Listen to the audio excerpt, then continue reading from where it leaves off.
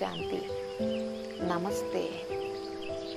గత ఎపిసోడ్స్లో మనం పరమాత్మ ఎవరు, ఆయన నామం ఏంటి, ఆయన నామం సదాశివుడని, అలాగే ఆయన స్వరూపం జ్యోతిబిందు స్వరూపం అని తెలుసుకున్నాం.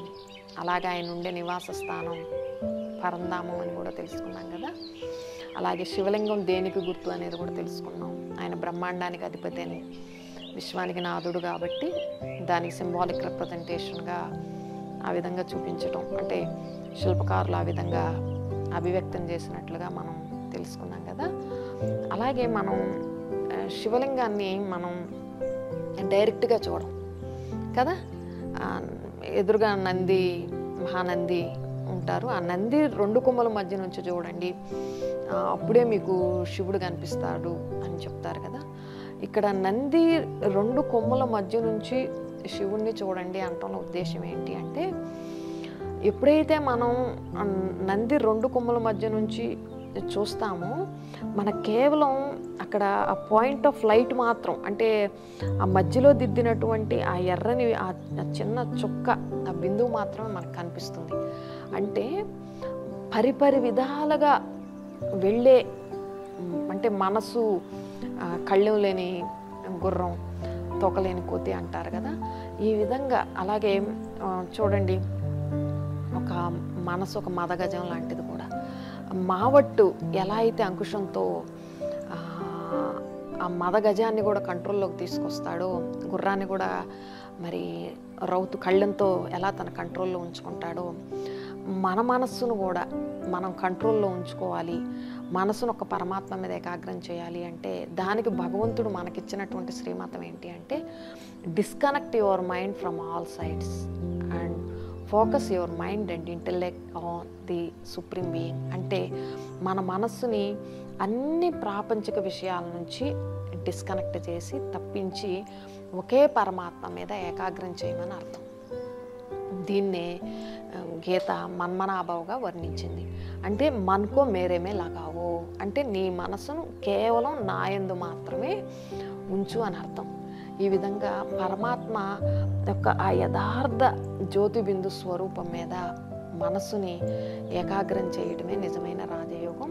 అయితే మనస్సు పరమాత్మతో ఏకాగ్రం కావాలి అంటే మన మనస్సు రూపీ కలశం, మనస్సుని ఒక కలశంతో కనుక పోల్చినట్లయితే ఆ మనసు రూపీ కలశం శుద్ధంగా పవిత్రంగా ఎప్పుడైతే ఉంటుందో అప్పుడే అందులో పరమాత్మ స్మృతి నిలబడుతుంది.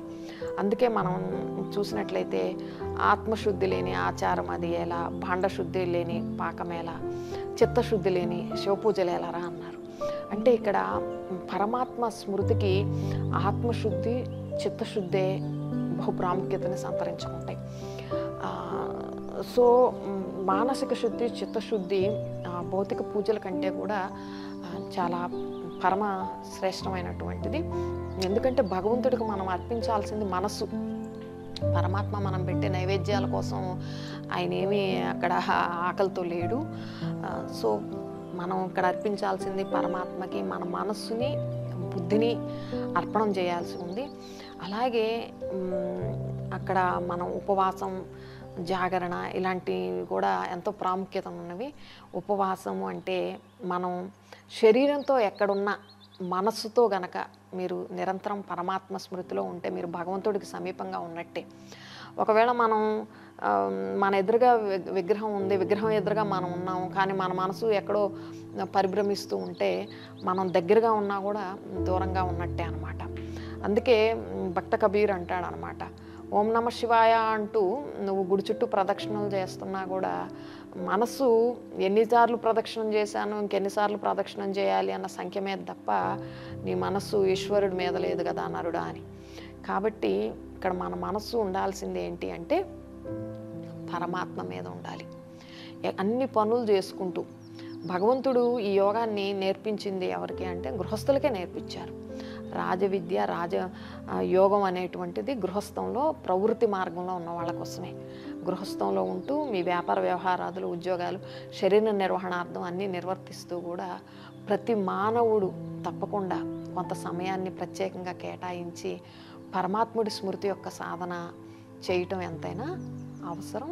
ఈ విధంగా అలాగే జాగరణ అంటే మనిషి తన మనసులోకి రాగద్వేషాదులు, లోభమోహ మాయాదులు ఏవైతే ఉన్నాయో అహంకారాదులు అవి చొరబడనీయకుండా ఇంద్రియాలన్నిటినీ తన అదుపులో నిగ్రహంలో ఉంచుకునే విధంగా జాగ్రత్తగా ఉండటమే నిజమైనటువంటి జాగరణ అన్నమాట.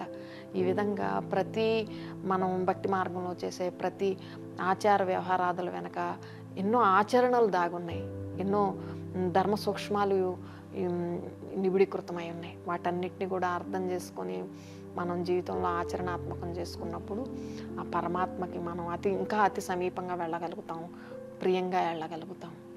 ఓం శాంతి.